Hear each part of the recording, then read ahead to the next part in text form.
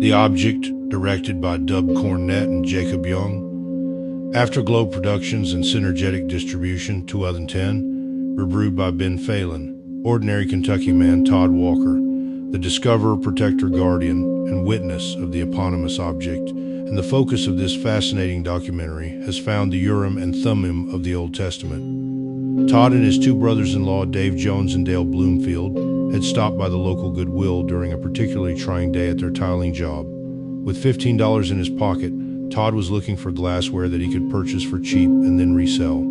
Something else caught his eye, however. It was a black, oblong, cup-shaped object, and when I picked it up, he said, lo and behold, it was one of the most beautiful pieces I had ever seen in my life.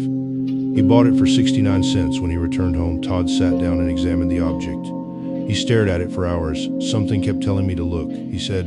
Eventually, he found that when light hit the object at just the right angle, the most ancient, awesome images were revealed to my eyes like you've never ever imagined, man. Todd was not the only one to see such imagery inside the object. He wants to share the gift with others.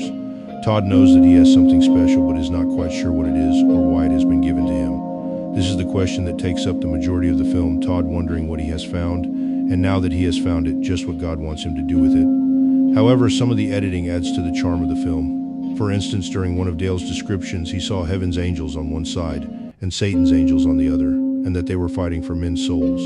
Cornett and Young appear to have edited the interviews to mimic the ineffable, subjective nature of people's experience with Todd's profound discovery. Where the object is strongest lies in its fascinating exploration of the line between reason and faith, and how Todd ultimately learns to walk on the side of the faith. Todd, Dale, and Dave recognize that people may perceive them as crazy. After listening to the descriptions of what they witnessed inside the UNT, it is hard to see why academia is not investigating this discovery. Dave saw a vision of helicopters, bombs, and war, and Dale's experience was more personal. He saw a castle with a grotesque demon chasing him, and then God appeared and whatever was chasing him just fell apart. Todd explains the object's works due to the ancient micro-sized images that look like they illuminate at you, and when you turn the object, where once was one image, it'll be another image, perfect to that image, and you won't be able to tell where the other image was.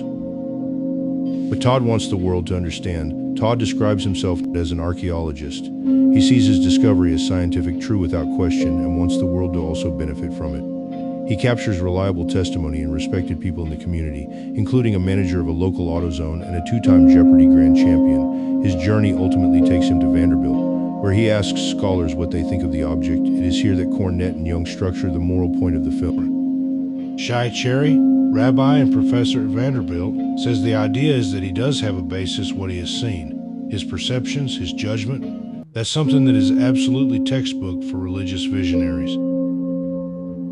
The rabbi's advice is a big moment for Todd. It is the point where he realizes that experts, reason, and evidence can lead to a broader understanding. Todd is impressed with how each person who peers into the object has different experiences. Perhaps he wonders just how it affects different people in different ways. This is ultimately how the object frames religious experience, unquantifiable and utterly fascinating, a discovery whose scientific implications are still yet to be recognized.